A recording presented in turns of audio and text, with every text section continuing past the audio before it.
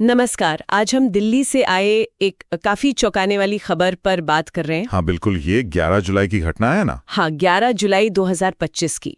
और मामला ये है कि एक पुलिस स्टेशन के अंदर ही सेक्सटॉर्शन और रिश्वतखोरी जैसे बहुत ही गंभीर आरोप लगे हैं। हमारे पास इसके बारे में कुछ डिटेल्स हैं। अच्छा। हाँ, तो देखिए, एक व्यापारी हैं, उनका कहना है कि उन्हें एक झूठे सेक्सटॉर्शन केस में फंसाया गया।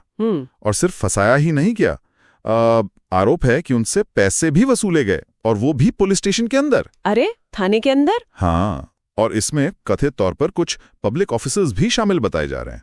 मतलब ये सुनने में ही कितना अजीब और गंभीर लगता है। बिल्कुल बिल्कुल। और इसमें जो बात सबसे ज्यादा परेशान करती है वो ये कि ये सब उस जगह हुआ जिसे हम अपनी सुरक्षा का केंद्र मानते हैं, एक पुलिस स्टेशन। सही कहा। जब ऐसी जगह पर ही ऐसे संगीन इल्जाम लगते हैं तो ये सिर्फ एक व्यक्ति का मामला नहीं रह जाता।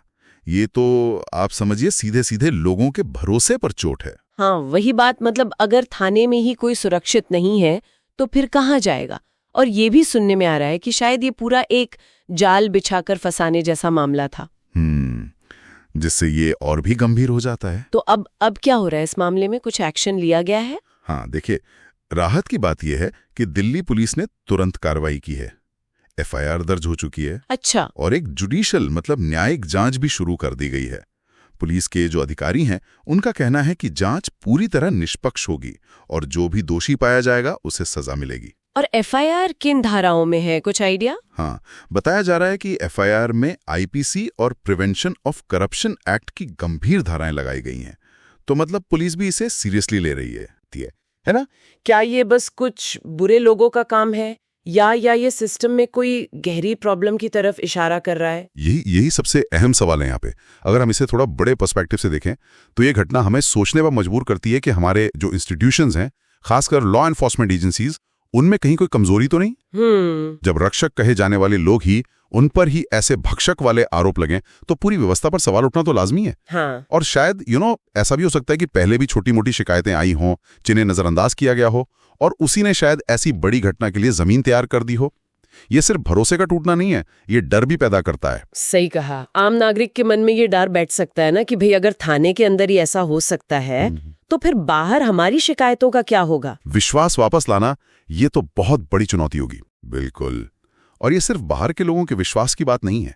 सोचिए, जो पुलिस फोर्स में ईमानदार अफसर हैं, कर्मचारी हैं, उनके मोराल पर, उनके मनोबल पर क्या असर पड़ता होगा? हाँ, उन्हें भी लगता होगा कि कुछ लोगों की वजह से सबकी इमेज खराब हो रही है। एग्जैक्टली। तो कुल मिलाकर ये बहुत ही गंभीर मामला है। कानून के रखवालों पर ही कानून तोड़ने के आरोप, सेक्सटॉर्शन, रिश्वतखोरी, और वो भी थाने के अंदर।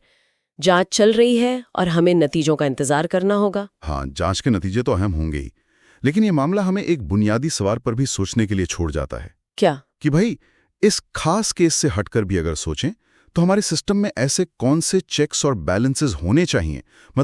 क्या किया जाए कि पावर का ऐसा गलत इस्तेमाल रोका जा सके? हम ये कैसे पक्का करें कि पुलिस स्टेशन जैसी जगहें वाकई सुरक्षा की जगह बनी रहें, डर या शोषण का अड्डा नहीं? ये एक ऐसा सवाल है जिस पे हम सबको आई थिंक विचार करना चाहिए। Thanks for watching.